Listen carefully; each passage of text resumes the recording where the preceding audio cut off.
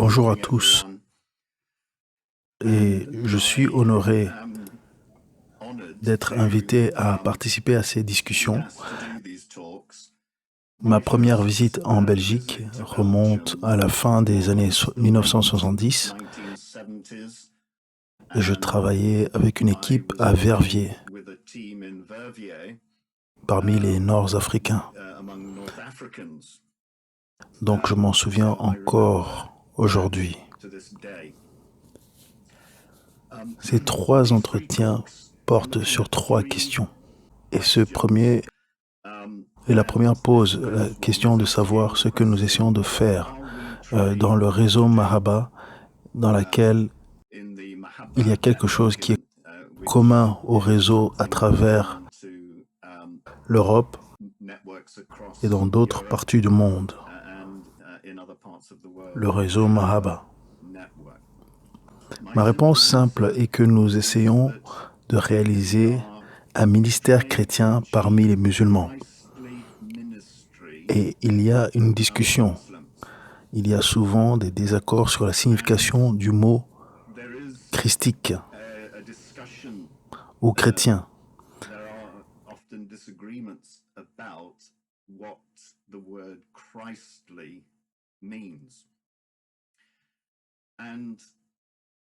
Et pour moi, c'est un équilibre entre les extrêmes d'être simplement gentil avec les musulmans et peut-être d'avoir un message faible parce que nous ne voulons pas perturber notre amitié avec une personne musulmane.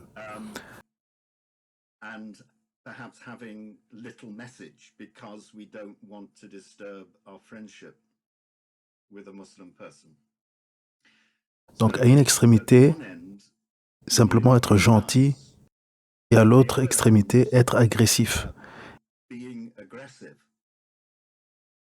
Et comme je l'ai dit dans l'un de mes livres, traitant sur les musulmans comme des témoins de Jéhovah bruns, et disant que cela, en pensant que l'enjeu est une bataille pour la doctrine, cette bataille pour ce que nous croyons et qui a la bonne vérité. Et ainsi, nous avons des chrétiens aux deux extrémités de ce spectre. Mais une approche christique n'est ni un conflit de versets et dire que je veux juste garder l'amitié gentille, ni il ne s'agit pas non plus de chercher un conflit, que je dois battre mon ami pour qu'il se soumette en quelque sorte. C'est un équilibre entre naïveté et hostilité. Et pour moi, la meilleure façon d'expliquer et de comprendre cet équilibre dans mon esprit est la grâce et la vérité,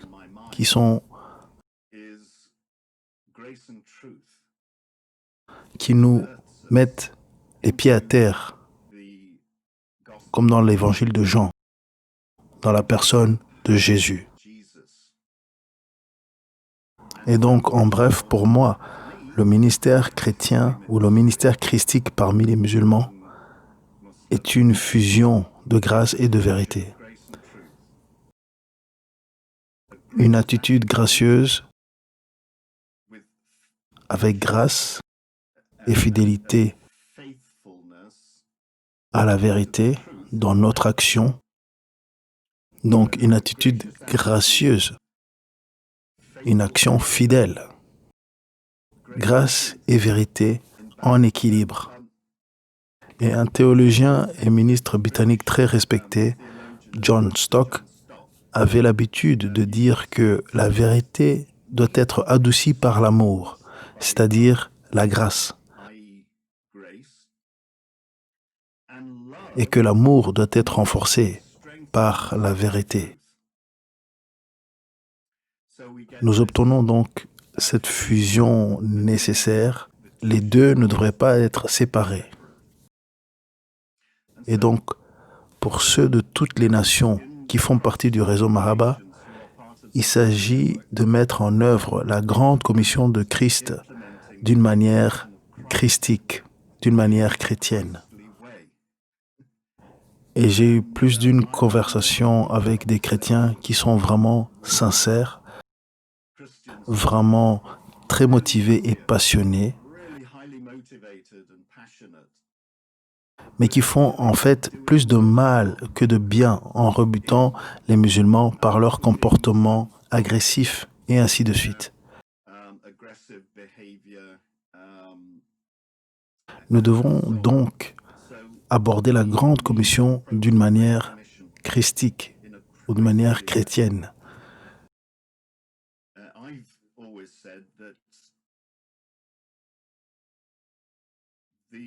J'ai toujours dit que le défi de la grande commission est de transmettre la bonne nouvelle de Jésus aux personnes ayant un héritage familial musulman d'une manière qui leur est culturellement accessible, afin qu'ils puissent le comprendre et s'ils choisissent ainsi de suivre et d'adorer Jésus d'une manière qui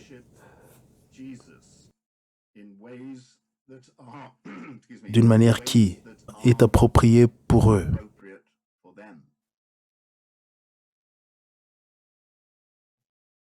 Maintenant, au Royaume-Uni, nous utilisons un slogan qui dit que nous existons pour voir le ministère parmi les musulmans devenir une partie normale de la vie de l'Église.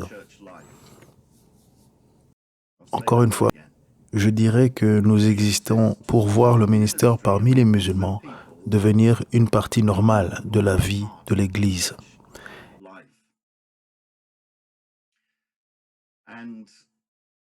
Et dans un sens, ce matin, pour nous, dans notre conférence virtuelle, nous cherchons à comprendre ce que cela signifie. Comment pouvons-nous servir les églises et leur être utiles? Le ministère devient un ministère parmi les musulmans. Le ministère devient une partie normale de la vie de l'Église. Et un point important que je pense qu'il vaut la peine de mentionner est que nous invitons les musulmans au Christ, pas au christianisme institutionnel. Quelle que soit notre tradition dont nous faisons partie. La question est le Christ et non le christianisme. Et j'ai trouvé si souvent que cela aide quand vous parlez avec un musulman. Et un gars m'a même dit que vous vouliez juste que je devienne un chrétien. Et ma réponse est non. Je veux que vous me rejoigniez à suivre le Christ. C'est le point de départ. Et ça, c'est vraiment le but ultime.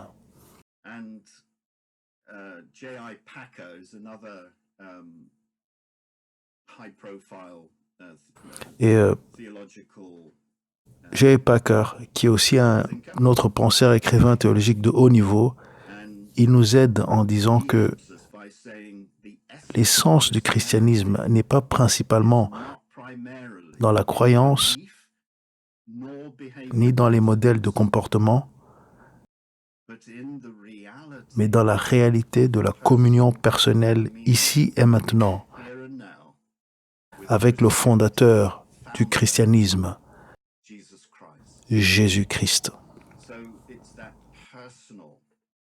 C'est donc cet impact personnel de la foi et de la transformation spirituelle, de la transformation de la vie.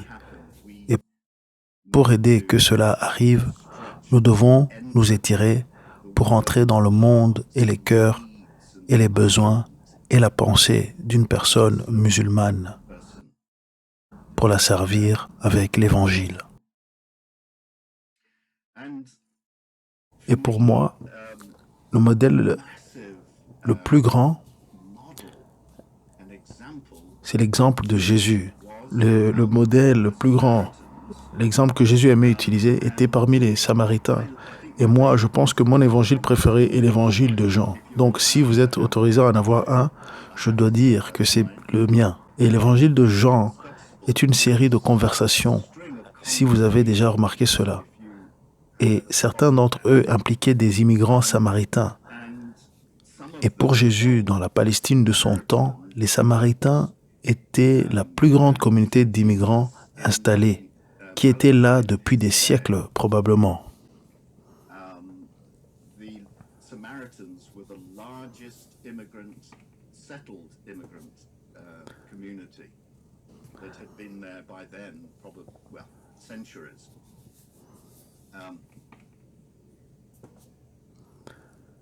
Donc le chapitre 4 de Jean, nous voyons la femme samaritaine au puits de Jacob.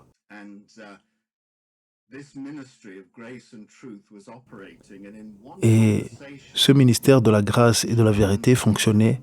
Et dans une conversation, elle est passée du dédain de Jésus en disant « Vous êtes un juif », verset 9, à la politesse, monsieur, au verset 11, au respect, prophète, au verset 19, et puis si vous voulez, l'allégeance ou la révérence, en disant Messie, au verset 29. Donc, c'est tout au long de l'entretien ou l'interaction au puits de Jacob ou au Jean chapitre 4. Donc Jésus n'a jamais été raciste ni méchant, mais il fait souvent des Samaritains le héros, comme il le faisait dans la parabole du bon Samaritain dans Jean chapitre 10. Car c'était un Samaritain souffrant de la lèpre qui est revenu pour dire merci pour sa guérison en Luc 17. Et j'aime que la Samarie reçoive sa propre mention dans la géographie de la Grande Commission dans les Actes chapitre 1, 8, chapitre 8, verset 14.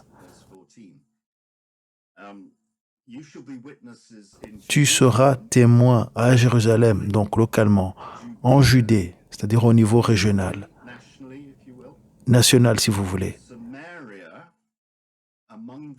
La Samarie, entre autres. Donc, la partie inconfortable, le peuple interculturel inconfortable,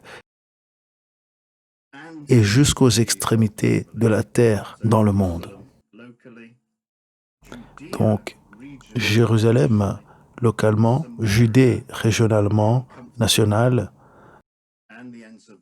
Samarie, là où on est mal à l'aise chez les autres, et les extrémités de la terre dans le monde. Dans la portée de la Grande Commission, et je suis heureux que Jésus ait mis les Samaritains, parce que les Samaritains sont maintenant répartis avec tous les autres groupes religieux, comme ils l'étaient dans le monde, y compris les musulmans, une diaspora mondiale de musulmans du monde entier, faisant les extrémités de la terre devenir partie de notre Jérusalem, si cela a du sens pour vous. Ainsi, notre Jérusalem local est devenu une partie des extrémités de la terre parce que les extrémités de la terre sont venues vivre dans notre code postal. Donc, en terminant, je veux attirer l'attention sur le fait que Jésus a interagi avec l'autre, généralement les Samaritains. Il a interagi avec l'autre via un engagement de toute une vie. Et c'était un mélange de choses. D'abord le travail, le service pratique,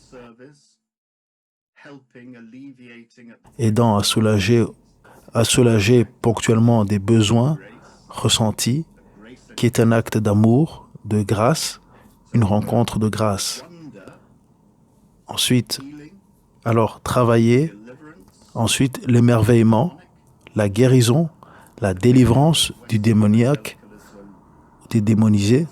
C'est un domaine avec lequel l'évangélisme occidental lutte un peu, et c'est une rencontre de puissance avec Jésus, la rencontre surnaturelle. Alors, le travail une rencontre de grâce, d'amour, de grâce ou d'amour, de pouvoir, une rencontre surnaturelle, et ensuite l'explication de ce qui se passe, de ce que cela signifie, une vérité ou une rencontre cérébrale, une rencontre au niveau de la pensée.